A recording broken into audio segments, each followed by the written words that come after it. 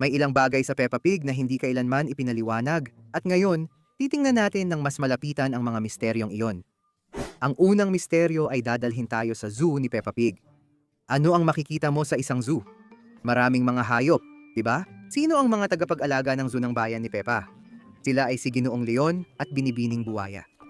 Sandali, pag-isipan natin ito. Isang zoo na puno ng iba't ibang nilalang ay inaalagaan ng dalawang likas na mandaraget. Pinag-uusapan natin dito ay isang leon at isang buwaya. Bakit kaya ang dalawang ito na parehong kumakain ng karne ang ginawang namamahala sa zoo? Ang pagbibigay ng ganitong responsibilidad sa dalawang hayop na natural na kumakain ng iba ay nagdudulot ng mga nakakaintrigang tanong tungkol sa mundo ni Peppa. Talagang mapapaisip ka tungkol sa proseso ng pagkuha ng empleyado sa zoo na yon. Ang susunod na misteryong ito ay tunay na nakakaintriga tungkol sa mundo ni Peppa Pig.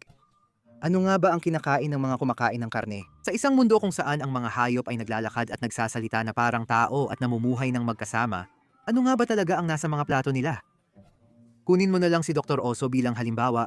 Ang mga oso ay ilan sa pinakamalalaking kumakain ng karne sa kalikasan. Kapag nagkasakit si George Pig at dumalaw si Dr. Oso, ano kaya ang iniisip niya? Isang bahay na puno ng cute at matatabang baboy ay tiyak na malaking oportunidad. Pero nandyan lang siya para mag-diagnose ng sipon. Nandoon din si Ginoong Lobo na nakatira sa bahay na dinisenyo ni Daddy Pig. Binanggit din ang 3 munting baboy sa episode, kung saan ang pakay ng lobo ay kainin sila bilang hapunan. Sa episode na Ang Munting Bangka, habang magkasama sina Daddy Pig at Ginoong Lobo sa bangka, binanggit lang ni Ginoong Lobo kung gaano siya nagugutom. Talagang nagugutom na ako ngayon. Dito na naging interesante. Habang sinasabi niya ito, tinitigan niya ng kahina-hinala si Daddy Pig. Inosente lang ba ang komento tungkol sa tanghalian? O may mas malalim na gutom ng lobo sa likod ng mga mata? Lalo na't may matabang Daddy Pig na nandoon. Talagang mapapaisip ka kung ano ang iniisip ni Ginoong Lobo kapag binabanggit niya ang gutom niya. Huwag rin nating kalimutan sina Ginoong Leon at Binibining Buwaya, mga tunay na carnivore na tagapag-alaga ng zoo. Gayunpaman, nagtatrabaho sila sa isang posisyon kung saan napapalibutan sila ng iba pang mga hayop. Naalala mo ba yung episode na pumunta sa zoo sina Madam Gazelle at Playgroup? Tapos tinitigan ni Binibining Buwaya si Madam Gazelle habang feeding time. Hindi basta-basta yung tingin na yon. Nakakatawang biro lang ba yon dahil isa siyang buwaya? O may kakaiba ba talaga sa kanya na nakatago sa ilalim ng kanyang anyo? Ano nga ba ang karaniwang kinakain ng mga ganitong likas na mandaragit araw-araw? Si Madam Gazelle lang ang mukhang natatakot sa mga hayop na ito, na parang iniisip niyang baka nandoon pa rin ang likas nilang ugali. Nakakalito ang palabas na ito kapag iniisip mo. Sa mundo ni Peppa Pig, may misteryo tungkol sa mababangis na hayop. Kahit hindi pa natin nakikita, tiyak may mga mababangis na hayop na gumagala sa mundo ni Peppa. Sa mga episode, mapapansin na natatakot minsan ang mga karakter sa mababangis na hayop sa iba't ibang paraan. Sa episode na Zoo, habang papasok ang playgroup ni Peppa sa zoo, sinabi ni Madam Gazelle na makakakita sila ng ilang mababangis na hayop. Makikilala natin ang mga mababangis na hayop. Pero sa episode, wala naman silang nakita. Ano nga ba ang kinatatakutan nila? Lobo, leon, tigre, o oso ba? Maaaring may mga lihim na gubat o tagong kagubatan malapit dito kung saan naninirahan ang mga misteryosong mababangis na hayop na ito. Ang pag-iisip sa mga tagong nilalang ay nagdadagdag ng excitement sa bawat episode at nag-iiwan ng curiosity sa mabangis na mundo ni Peppa na tila naghihintay matuklasan. Ngayon, talagang nakakapagtaka ito. Sa isang episode, pinapanood ng Pamilya Baboy si Ginoong Patatas na nagpapa-exercise sa TV. Normal lang, pero dito na nagiging kakaiba ang lahat. Sinabi ni Ginoong Patatas na kumain ng masustansyang pagkain na may prutas at gulay. Pero sandali, gulay din si Ginoong Patatas, di ba? Ibig bang sabihin nito, hinihikayat niya ang lahat na kumain ng kauri niya? Kakaiba yon. Kahit sa mundo ng Peppa Pig.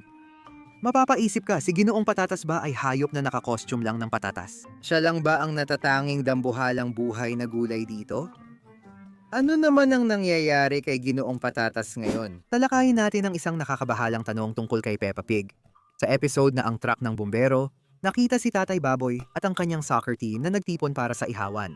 Kapag tiningnan ang mga karakter sa ihawan, makikita na may zebra, kuneho, at kabayo ng mga vegetarian. Bukod sa kanila, nandoon din sina Ginoong Toro at Ginoong Baboy, na kumakatawan sa dalawang pinakamalalaking grupo ng karne, baka at baboy, na gamit sa mga ihawan sa buong mundo. Anong klase kayang ihawan ang kaya ng grupong ito ng hayop? Nakakabahala isipin, di ba? Ilan ang binibining kuneho? Seryoso, isipin mo, lagi mong nakikita si Binibining Kuneho. Siya ay nagmamaneho ng tren, nagtatrabaho sa supermarket, piloto ng helicopter, nagpapatakbo ng tindahan ng sorbetes, librarian, at nasa istasyon ng bumbero pa. At hindi lang siya sa bayan ni Pepa, lumilitaw siya sa iba't ibang panig ng mundo. Ginagawa ang lahat ng trabahong maiisip mo. Isa lang ba talagang masipag na kuneho si Binibining Kuneho na may superpowers? O ito ba ay titulo na pinapasa sa pamilya ng mga super empleyado? Dito nagiging misteryoso. May pasilidad bang naglo-clone kay Binibining Kuneho para punan ng bawat bakanting trabaho? Nakakalito talaga kung gaano kalalim ang misteryong ito. Bakit may mga hayop na normal, pero ang iba ay nagsasalita at kumikilos na parang tao? Isipin mo, si Peppa Pig at ang kanyang mga kaibigan at pamilya ay naglalakad gamit ang dalawang paa. Pumapasok sa paaralan, nagmamaneho at nagkukwentuhan. Pero pagkatapos, makikita mo ang mga ordinaryong pato na lumalangoy sa lawa o mga goldfish na basta lang lumalangoy sa kanilang mangkok. Hindi sila nagsasalita, hindi sila nagsusuot ng damit. Umaasta lang sila na parang mga karaniwang hayop na makikita mo sa mundo natin. Dagdag pa sa misteryong ito, nakikita pa natin na may mga hayop na magkapareho ng uri, pero iba ang asal. Halimbawa, si Penny Polar Bear ay mabait at parang tao na kaibigan sa playgroup ni Peppa. Alam natin mula sa pakikipagsapalaran ni Kapitan Dog sa Antarctica na may mababangis na polar bear din sa nagyayelong at malalayong lugar gaya sa mundo natin. Bakit lumipat ang pamilya ni Penny sa bayan ni Peppa mula sa malayong tirahan? Ano ang dahilan ng kanilang paglipat at bakit sila kumikilos na parang tao? Di tulad ng ibang polar bear? Tahimik itong misteryo na magpapatanong sa'yo tungkol sa mga patakaran at kakaibang ugali ng mga hayop sa mundo ni Peppa. Nariyan si Binibining Buwaya sa zoo na naglalakad, nagsasalita at kumikilos na parang tao. Pero naaalala mo ba yung episode ng gym class? Sa pagbabalik tanaw, nakita natin si Lolo Kuneho na hinahabol at gustong kagatin ng mga mabangis na buwaya. So may kaibigan kang buwayang parang tao, tapos may mga normal at nakakatakot na buwaya. Ano talaga ang nangyayari? Bakit may hayop na parang tao mamuhay, habang ang iba ay nananatiling alaga o ligaw kahit pareho sila ng uri? Si Ginoong Zoro ay isa sa pinakakahina-hinalang karakter sa Peppa Pig. Sa isang episode, napatmatato. Pinapatulog ni Lolo Baboy ang mga manok niya. Nang lumingon siya, biglang lumitaw si Ginoong Zoro. Talagang kahina-hinala iyon. Kilala ang mga Zoro sa pag-atake ng bukirin sa gabi. Kaya ang pag-ikot ni Ginoong Zoro sa kulungan ng manok ay posibleng may parehong ibig sabihin. Sa episode na Ang Istasyon ng Pulis, may ilang poster sa labas ng istasyon kung saan makikita ang tig-isang simbolo ng Zoro sa magkabilang gilid. Maaaring hinahanap si Ginoong Zoro ng pulis dahil lahat ng paninda niya sa tindahan ay may sticker na halos kapareho ng nasa poster.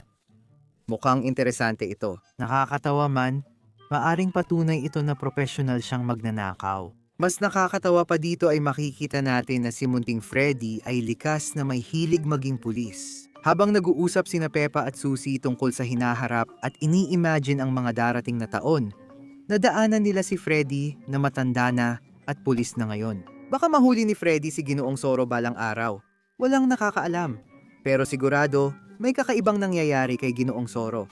Kaya, ito ang ilan sa mga kakaibang misteryo sa Peppa Pig. At gaya ng dati, magkikita-kita tayo sa susunod na video.